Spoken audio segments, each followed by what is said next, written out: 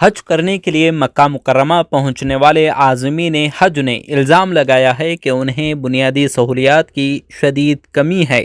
हज कमेटी के ज़रिए हज की सआदत हासिल करने वाले सैकड़ों अफराद ने बुनियादी सहूलतों के कमी के बारे में वीडियो बनाकर मुंतज़मीन को तवज्जो दिलाने की कोशिश की। आज़मीन ने वीडियो में बताया कि मक्का पहुंचते हुए हमें मुश्किलात का सामना करना पड़ा। जिस इमारत में 387 अफराद को जगह दी गई है उसमें 250 अफराद के रुकने की गुंजाइश है। इसके अलावा इंफ्रास्ट्रक्चर की कमी, साफ़ पानी, गर्म पानी मांगें तो ठंडा पानी देना, बाथरूम और टॉयलेट भी अच्छे नहीं हैं। इतना बुरा हाल है कि बिस्तर इस्तेमाल नहीं किया जा सकता।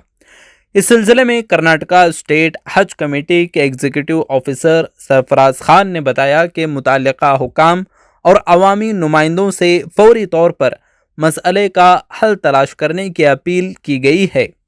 अस्सलाम वालेकुम रहमतुल्लाहि वबरकातुहू। मैं मोहम्मद बसीरुद्दीन बीदर नई कमान से आया। रहीम खान साहब, क्या आप हमारे लिए फैसिलिटीज़ करें? यहाँ पे एक एक रूम में इतने लोगों को रखे आप, ना पानी सही आता, गर्म पानी आया तो गर्म पानी ही आता, ठंडा आया तो ठंडा ही आता। फिर रूमों में स्पेशल रूम नहीं है, चलने फिरने जगह नहीं है, एक एक रूम में 6-6, 8-8 को रखते हैं। ये क्या तरीका है आपका? आप फौरी हमारी बिल्डिंग बदलाइए। आप हम आपसे इल्तिजा कर रहे हैं, आप फौरी सेंट्रल गवर्नमेंट को भेज के आपको हमारे इस पे ये करो। अस्सलाम वालेकुम। हमें यहाँ हाजी करने हज करने का इंसा साहब अल्लाह के वास्ते की कहते हमने यहाँ सहूलत में सा करें। 4 आदमी के रूम को जाकर 8 आदमी ला के रखे तो यहाँ नमाज हम पढ़ते कैसा, सूट कैसा रखते कैसा, सहूलत इतना है। गर्म पानी आना है, ठंडा पानी आ रहा है, की कहते मुझे ठंडा पानी नहाने ये ना है, बहुत तकलीफ हो रही है।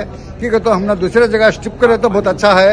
हमने पीने पानी तक है बराबर ना है। हमने की कहते हमें पिकलिप पहना ही है।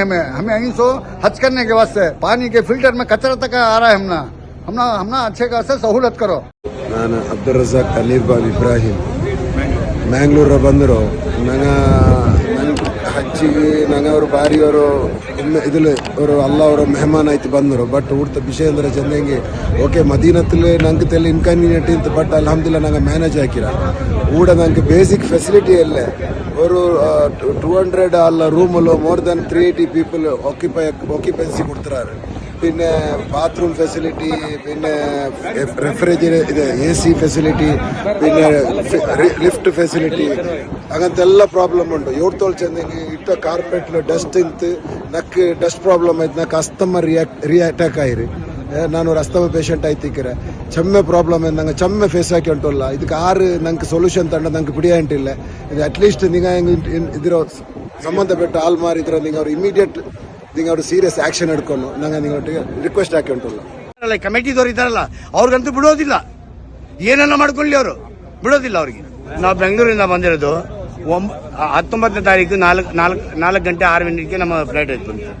ಮದೀನಾದಲ್ಲಿ ನಮಗೆ ಚಂದಾಗಿ ಸವಲತ್ತಿತ್ತು. ಈಗ ಮಕ್ಕದಲ್ಲಿ ಬಂದಿದ್ದು ನಾವು. ರೂಮ್ದಲ್ಲಿ 380 ಜನ ಕೊಟ್ಟಿದ್ದಾರೆ. ರೂಮ್ದಲ್ಲಿ ಆ ತಿಗಣೆ ಇದೆ, ತಿಗಣೆ ಅದು ವಾಸನ ಮದ್ದು ಈಗ ಹೊಡೆದಿದ್ದಾರೆ. ಅದು ಒಬ್ರು ಬಂದು ಹಾಗೆ ಬಿದ್ದಿದ್ದಾರೆ. ಅದೇನೇನು ಆದರೆ ಈ ಇದಾರಲ್ಲ ಕಮಿಟಿದವ್ರು ಇದ್ದಾರಲ್ಲ ಅವ್ರಿಗಂತೂ ಬಿಡೋದಿಲ್ಲ, ಏನೆಲ್ಲ ಮಾಡ್ಕೊಳ್ಳಿ ಅವರು ಬಿಡೋದಿಲ್ಲ ಅವ್ರಿಗೆ. लेकिन पीसफुल से हमें हज करने का हम को भरोसा यहाँ आता नहीं है। वे उतरे जब से पानी देखे तो इतना बारीक आता है। हॉट वाटर नहीं है, बाथरूम क्लीनिंग नहीं, वॉशिंग मशीन नहीं लगे हैं। सर लगेज भी आज तक अंदर भी ले जा सकते नहीं। 4 आदमी के बेड लेकर को 8 आदमी को रखते ही, 6 आदमी को रखते ही। अस्सलाम वालेकुम रहमतुल्लाहि वबरकातुहू।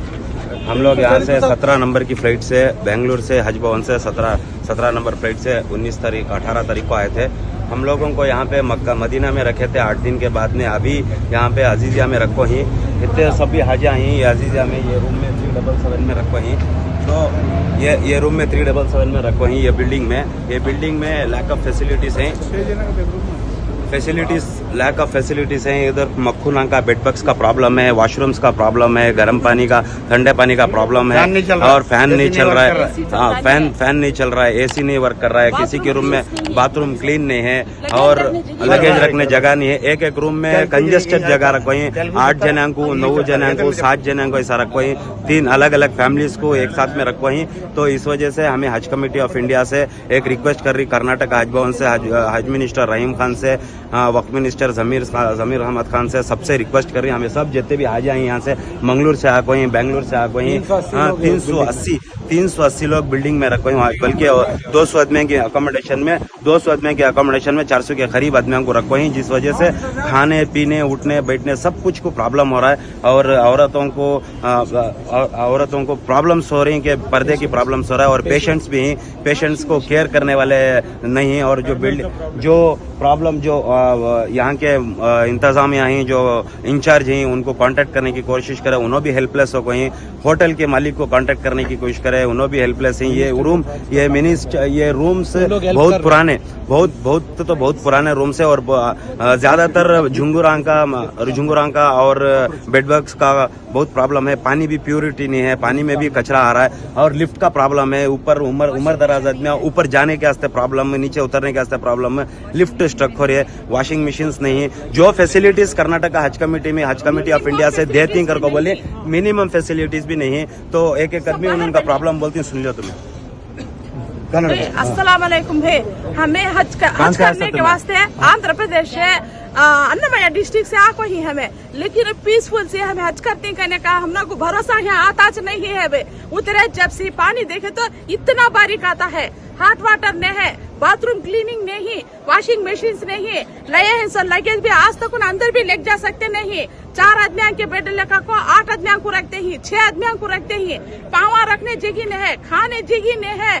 हम ना असल वॉशिंग मशीन ऐसे असल काम करता नहीं है, फैन फिरता नहीं है, कैसा भी ऐसे आदमी लिफ्ट में चढ़ना कर बोले तो लिफ्ट में हल्का जाता है, 2 घंटे जाता है, आदमी लाइन में क्यों में खड़ना पड़ता है।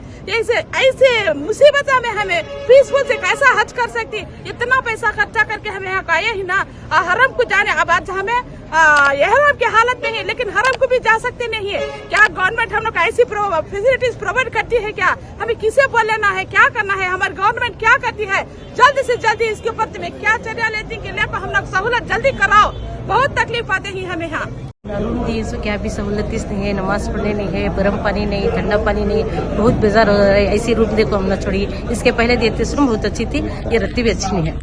बहुत प्रॉब्लम हो रहा है, फ्लैश नहीं हो रहा है, गर्म पानी नहीं आ रहा है, और एक रूम में 5 जने, हमें 4 जने, 1 जने एक्स्ट्रा दलदली, बहुत तकलीफ हो रहा है। नमाज पढ़ने तो बिल्कुल भी जगह नहीं है, ना टवाल रख के ही, ना मैट डाल को ही, बहुत तकलीफ हो रही है। एसी का तो बहुत प्रॉब्लम है, झुंगुरा सब मखूना सब ही रूम में, वॉशरूम फ्लैश नहीं हो रहा है। हम ना अस्सलाम वालेकुम रहमतुल्लाहि बरकातुहू। मैं Sarfaraz Khan, executive officer Karnataka state हज कमेटी।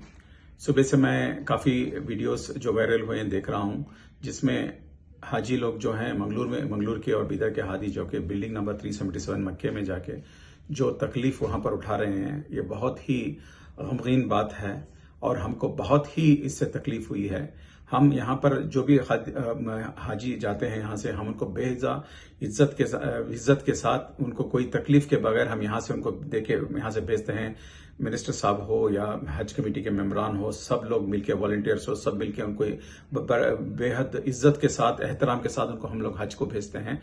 वहां पर ये जो तकलीफ ये लोग पड़ रहे हैं, इनको ये जो तकलीफ देख के हमको बहुत ही इससे रंज और तकलीफ हुई है इस चीज से। तो ये जो तकलीफ है, ये तकलीफ हम लोगों ने इमीडिएट हज कमेटी ऑफ इंडिया और कौंसिल जनरल तक भी पहुंचाई है। मैंने आज ही एक लेटर लिखा है कौंसिल जनरल को कि वो कमरे में जो बिल्डिंग दी है 377, वो बहुत ही क्या कहते हैं, बदतर से बदतर बिल्डिंग है। इस बिल्डिंग को इमीडिएटली बदलाएं और उसको मरम्मत ना करें, उसको बदलाएं और हाजियों को नई बिल्डिंग दे, बेहतरीन बिल्डिंग दे, क्योंकि हाजी जो है उधर कोई भी रहने के लिए तैयार नहीं है। मुझे पता लगा है कि कोई जाके उधर मरम्मत करने की कोशिश कर रहा है, उसको मरम्मत से कुछ होने वाला नहीं है। तो मैंने मेरे ऑफिसर जनाब हारून सिद्दीक साहब को भेजा हूं मैं उधर। वो गए हैं कौंसिल जनरल के ऑफिस में मेरा लेटर लेके, और इमीडिएटली वो क्या कहते हैं, वो प्रॉमिस किए हैं कि बिल्डिंग बदला के देंगे बोल के। इंशाल्लाह पूरी कोशिश है, आज शाम तक, आज रात तक कुछ इसका इंतजाम होगा। और ये जो मैसेज जो है ऑनरेबल माइनॉरिटी वेलफेयर मिनिस्टर जमीर अहमद खान साहब और ऑनरेबल हज मिनिस्टर रहीम खान साहब, इनकी निगाह में भी आए। इन्होंने भी मुझे बात किया, सुबह बात करके बताया कि इसको इमीडिएटली इस पे अटेंड किया, क्योंकि आप लोगों ने उन तक भी अपील की है। तो वो भी हर दिन इसको मॉनिटर कर रहे हैं, हर दिन मॉनिटर कर रहे हैं हाजिया का मूवमेंट वगैरह। तो उन्होंने भी मुझे इतला और डायरेक्शंस दिया है कि इमीडिएटली कौंसिल जनरल से बात करें और ये जो तकलीफ जो है इसको है ना इमीडिएटली इसको रिजॉल्व करें। मैं ये बताना चाहता हूं कि ये जो बिल्डिंग सिलेक्शन होती है, बिल्डिंग में कर्नाटका स्टेट हज कमेटी और कोई भी स्टेट हज कमेटी का कोई रोल इसमें नहीं होता। हम लोगों को कोई भी इसमें क्या कहते हैं पार्टिसिपेशन नहीं किया जाता। ये गवर्नमेंट ऑफ इंडिया से कमेटी 3-4 लोगों की जाती है, ये लोग जाके इस कमरे को पसंद करके उसका सिलेक्शन करके आते हैं, इसमें दिक्कत होती है। हमने हमेशा हज कमेटी ऑफ इंडिया से हमने कहा है कि कभी भी अगर कोई भी बिल्डिंग सिलेक्शन करना है तो ये बिल्डिंग सिलेक्शन जो है स्टेट हज committees under the chairmanship of honourable minister for हज माइनॉरिटी वेलफेयर, ये लोग एक कमेटी बना के जाएं और वहां पर अपने जो है सिलेक्टेड बिल्डिंग सेलेक्ट करें और देन अपने हाजियों को इसको अकोमोडेट करने का इंतजाम करें। अगर ऐसा करेंगे ही तो ठीक होगा, वरना है ना ये हाजी कभी भी हमेशा तकलीफ पड़ते रहेंगे।